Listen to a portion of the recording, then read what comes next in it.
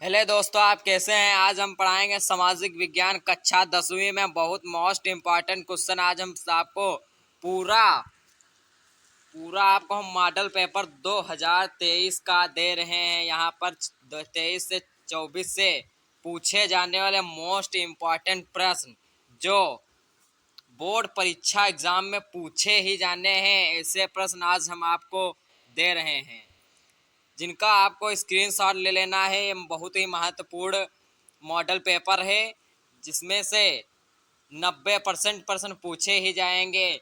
जो 90% को नंबर लाने हैं तो इसको जरूर पढ़ें। चलिए, पहला प्रश्न हम यहाँ पर पढ़ते हैं। जर्मनी का एकीकरण का श्रेय किसे प्राप्त होता है? तो यहाँ पर मेसनी को, मेटरनिक को, ऑटोआन बिस्मार्क को। यहाँ पर बिस्मार्क लिखा है, गलत लिखा है। यहाँ पर हो जाएगा बिस्मार्क। ये रहेगा, सही रहेगा ये आपका, बिस्मार्क को। और यहाँ पर गैरीबाल्डी को। तो यहाँ पर राइट आंसर आपका जाता है ऑटोआन बिस्मार्क के साथ। राइट आंसर तीसरे के साथ। अगला क्वेश्चन चलते हैं। असहयोग आंदोलन के दौरान अवध के किसानों का नेतृत्व किसने किया? तो यहाँ पर ऑप्शन दिए हैं शौकत अली, बाबा रामचंद्र और जवाहरलाल नेहरू, गोपाल कृष्ण गोखले। तो यहाँ पर राइट आंसर जाता है सेकंड वाला, बाबा रामचंद्र। इसका बेटा आपको स्क्रीनशॉट लेना है। बहुत ही महत्वपूर्ण मॉडल पेपर है जो परीक्षा में पूछे ही जाने हैं। अगला क्वेश्चन चलते हैं क्वेश्चन नंबर 3 के साथ। हिंदी स्वराज नामक पुस्तक की रचना किसने की? तो यहाँ पर महात्मा गांधी दिया है, बाल गंगाधर तिलक दिया है, रविन्द्रनाथ टैगोर और एनी बेस्टन। तो यहाँ पर राइट आंसर महात्मा गांधी के साथ। अगला चलेंगे प्रश्न नंबर 4 के। भारतीय संविधान द्वारा कितने भाषाओं को अनुसूचित भाषा का दर्जा दिया गया है? तो यहाँ पर 15 भाषाओं को दिया ही नहीं गया है, 18 भाषाओं को नहीं दिया गया है, 22 भाषा को दिया गया है, तो 25 भाषा का नहीं दिया गया। तो राइट आंसर तीसरे के साथ 22 भाषा कितनी हो जाएंगी? यहाँ लिख देंगे स्क्रीन पे 22 भाषा। राइट आंसर तीसरे के साथ। छठा चलते हैं यहाँ। भारतीय राष्ट्रीय कांग्रेस की स्थापना कब हुई थी? तो यहाँ पर ऑप्शन दिए गए हैं सन 1885 ईस्वी में, सन 1886 ईस्वी में, सन 1887 ईस्वी में, सन 1888 ईस्वी में। तो यहाँ राइट आंसर आपका जाता है पहले के साथ, सन 1885 ईस्वी में। ये जो अथलगुत्री प्रश्न दिए गए हैं ये बहुत ही इम्पोर्टेंट प्रश्न है, इनको आपको स्क्रीनशॉट लेना है सभी का। हम इनको पढ़ा दिए जा रहे हैं। प्रश्न नंबर 7 जाता है। प्रिंटिंग प्रेस का आविष्कार किसने किया? बहुत ही इम्पोर्टेंट प्रश्न है जो हाई स्कूल की परीक्षा में हर बार पूछा गया है। इस प्रेस में छपी पहली पुस्तक का नाम लिखिए। आपको यहाँ बुक का नाम भी लिखना होगा, बुक का नाम लिखना होगा। प्रश्न नंबर 8 के साथ जाते हैं। साइमन कमीशन का गठन क्यों किया गया और भारत में इसका विरोध क्यों हुआ? आपको यह लिखना होगा, विरोध कब किया गया और गठन, दो चीज आपको ध्यान रखना है। प्रश्न नंबर 9 के साथ। भारत के कोई 2 केंद्र शासित प्रदेशों के नाम लिखिए। आपको यहाँ पर 2 शासित प्रदेश के नाम लिखना है।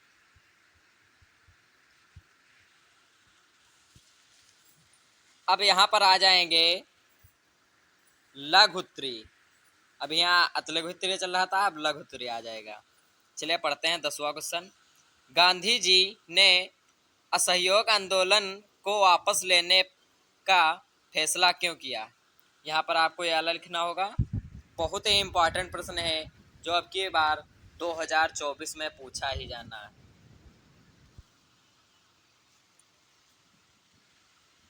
अथवा में जो ये नहीं लिखना चाहते हैं तो आ सकता है, अथवा में अब कोई भी आ सकता है। तो यहाँ पर है, कान लॉ को समाप्त करने के लिए ब्रिटिश सरकार ने फैसला क्यों किया?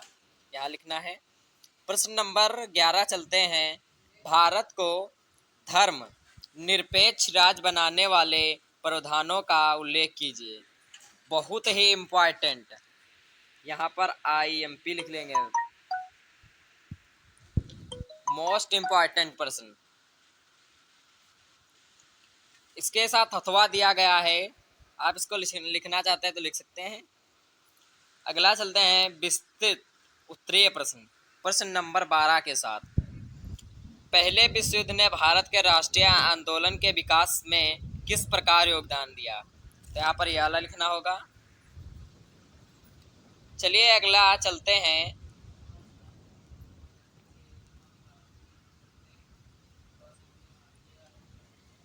लघु उत्तरीय प्रश्न।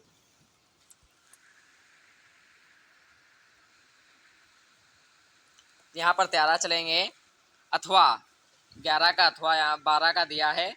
भारत छोड़ो आंदोलन के असफलता के प्रमुख कारणों का उल्लेख कीजिए। बहुत ही इम्पोर्टेंट प्रश्न है, अब की बार 2024 में पूछा ही जाना है। आपको इसका स्क्रीनशॉट ले लेना है। क्या लेना है? स्क्रीनशॉट।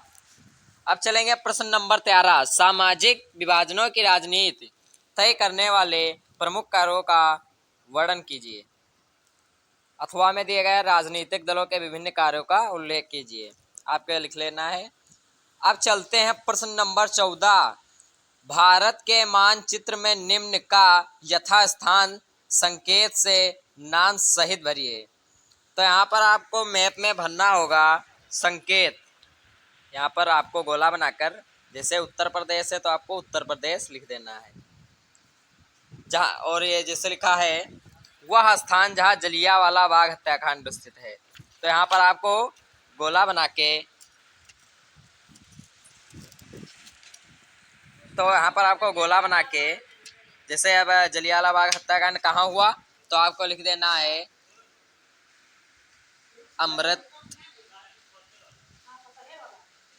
अमृतसर। कहीं पर सन पूछ ले तो यहाँ पर लिख देना है ब्रैकेट में 1919 में। ये आपको स्क्रीनशॉट ले लेना है। चले लीजिए, बहुत ही मोस्ट इम्पोर्टेंट प्रश्न है।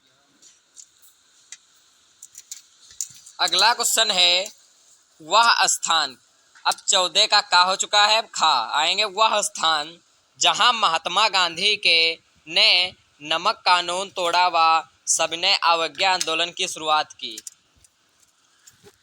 तो यहाँ पर हो जाएगा, आपको गोला बनाकर इस तरह देख लीजिए बेटा, आपको भरना भी बता देंगे। यहाँ पर अहमदाबाद हो जाएगा।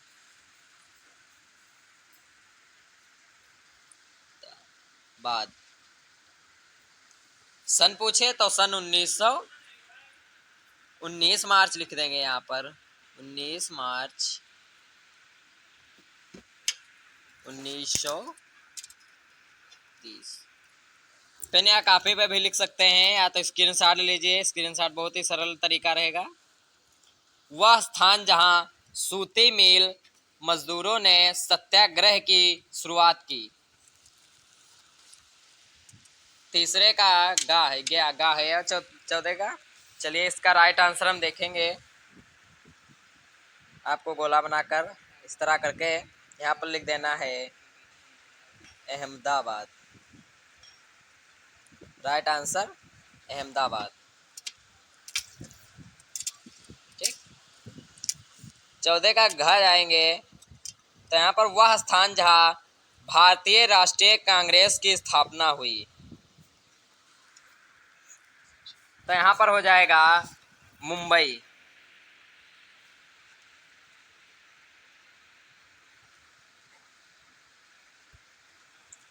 सन पूछे तो सन 1885।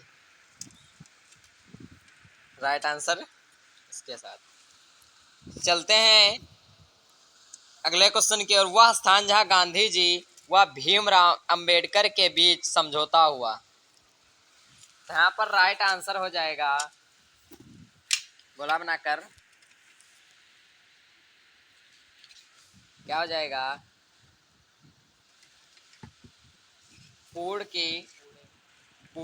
पुणे। तो यहाँ पर क्या हो जाएगा, पूड़े। पूना भी लिख सकते हैं बेटा।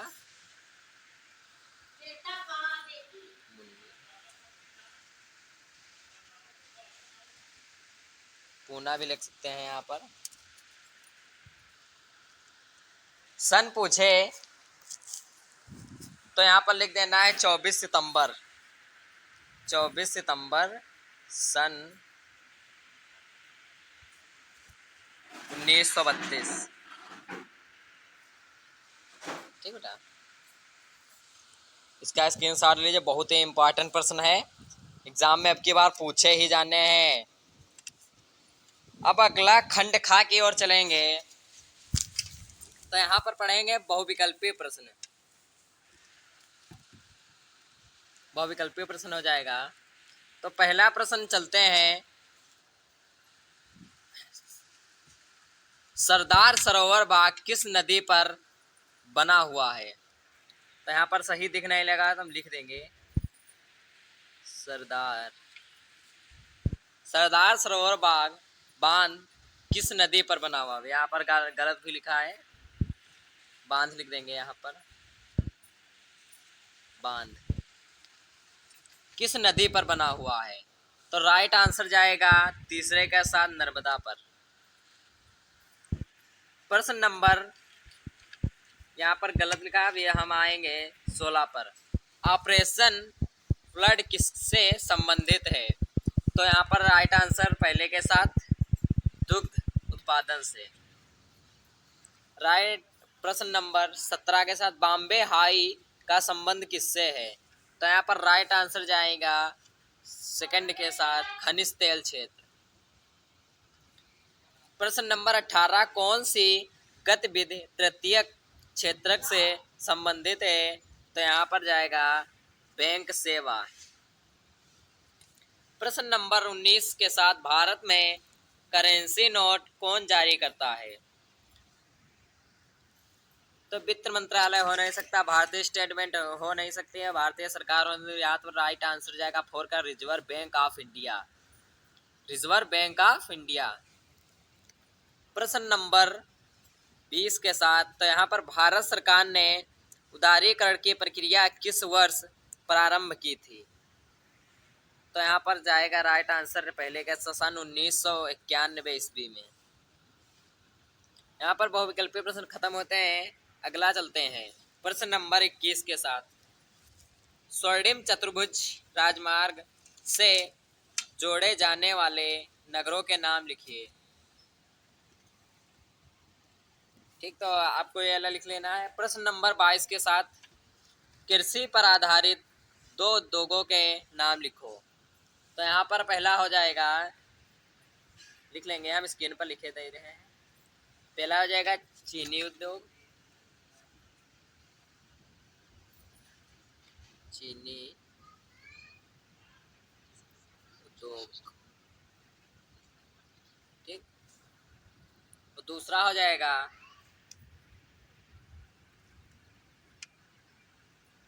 सूती वस्त्र उद्योग। सूती वस्त्र उद्योग, इसका आपको लिख लेना है कॉपी या पेन पर, किसी पर, या तो स्क्रीनशॉट ले लीजिए। अगला है, मौसमी बेरोजगारी किसे कहते हैं? तो यहाँ पर आपका राइट आंसर हो जाएगा, इस वह स्थिति जिसमें साल के कुछ विशिष्ट महीनों में बेरोजगारी का स्तर बढ़ने पर की उम्मीद होती है। उदाहरण के लिए जैसे ले सकते हैं वाटर पार्क या मनोरंजन पार्क। तो यहाँ पर लिख देंगे वाटर पार्क,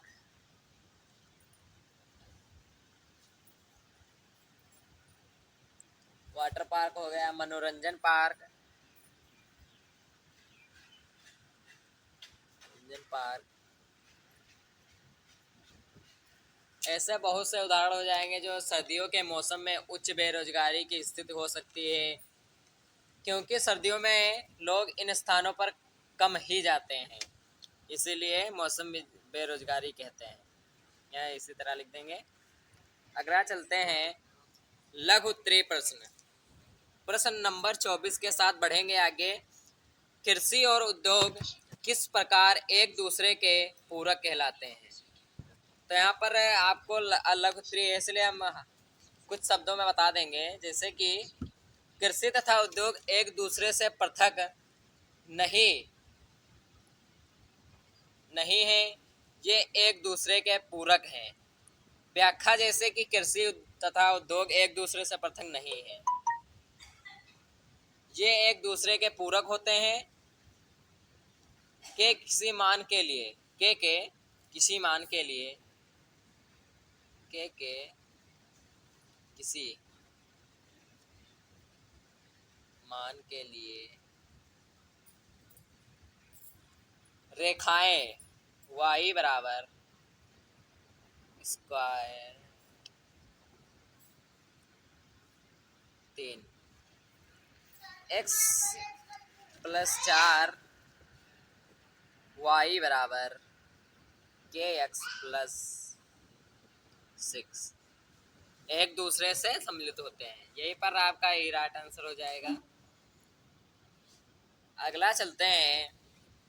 अथवा दिया गया है तो अथवा आप लिख सकते हैं, या कोई और आ जाए तो इसका हम वो नहीं सकते हैं। प्रश्न नंबर 25।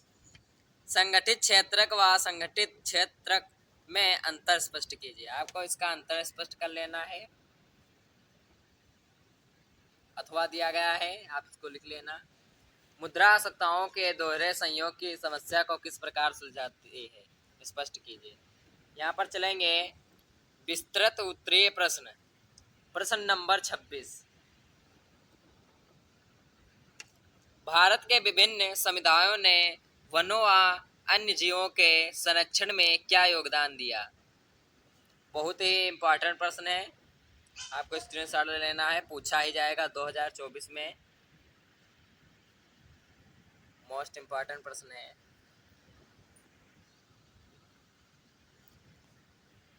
यह पूछा जा सकता है, बहुत ही इम्पोर्टेंट ये भी प्रश्न है।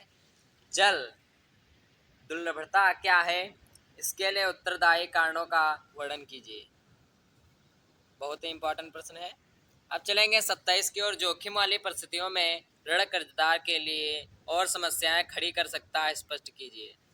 अथवा में दिए गए विकसित देश विकासशील देशों से उनके व्यापार और निवेश का उदारीकरण क्यों चाहते हैं? क्या विकासशील देशों को भी बदले में ऐसी मांग करनी चाहिए? आपको लिखना होगा। अब आपको यहाँ पर भारत के मानचित्र वही पूछा गया है। भारत के मानचित्र, जैसे भारत का मानचित्र बना होगा, वहाँ पर इस प्रकार कुछ बना होगा, आपको बनाना होगा। उस पे आपको भरना है एक गोला खींचकर, इस तरह आपको दर्शाना होगा कहाँ ये पाए जाते हैं, तो आपको भर लेना है।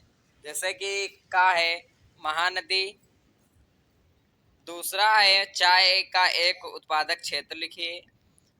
गा है कंदाला बंदरगाह कहाँ स्थित है? आपको गोला यहाँ पर इस तरह बनाकर आपको भरना है, पेंसिल से लिख देना है। घा है राजस्थान में स्थित सॉफ्टवेयर टेक्नोलॉजी पार्क कहाँ है? गा है जमशेदपुर नगर कहाँ है? आपको यहाँ पर दर्शा देना है। आज के लिए इतना ही। जो वीडियो पसंद आया तो लाइक, सब्सक्राइब और बेल आइकन दबाना ना भूलें, और लोगों को शेयर जरूर करें। धन्यवाद।